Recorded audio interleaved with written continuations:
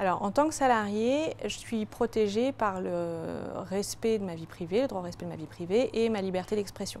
Néanmoins, ces droits ne sont pas absolus et la limite, c'est l'abus. Donc, en gros, je n'ai pas le droit d'abuser de ma liberté d'expression. L'abus, c'est quoi?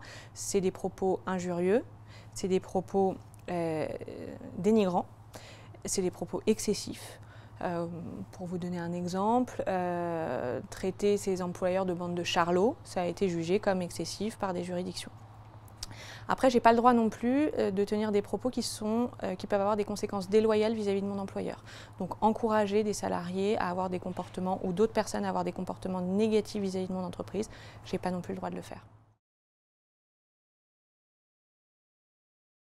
Les réseaux sociaux, c'est un support d'expression, donc par principe, c'est la même chose.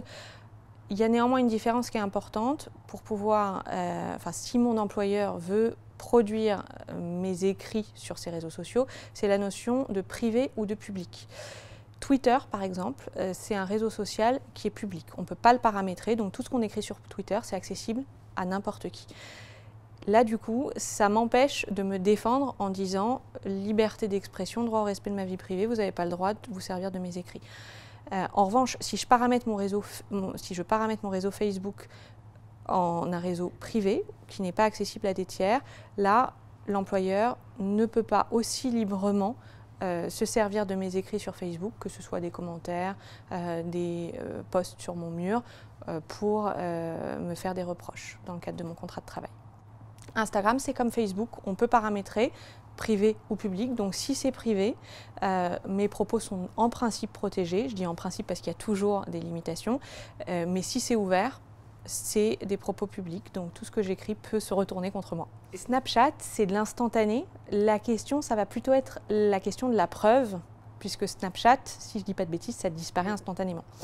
Donc si ce que j'écris est répréhensible mais que personne n'en a la preuve, je peux passer en travers des mailles du filet.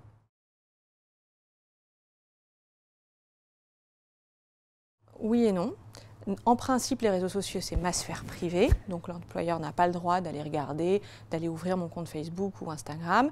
En revanche, il a le droit, si j'utilise Facebook ou Instagram sur mon poste professionnel, il a le droit d'aller regarder mes connexions, donc combien de temps j'ai passé sur Facebook par exemple pendant mon temps de travail. Il pourrait me le reprocher si j'y ai passé trop de temps. Mais il peut aussi avoir accès à ce que j'ai écrit sur Facebook par des tiers. Donc si j'ai un collègue qui transmet l'information, là pour le coup l'employeur peut s'en servir. C'est une manière de contrôler.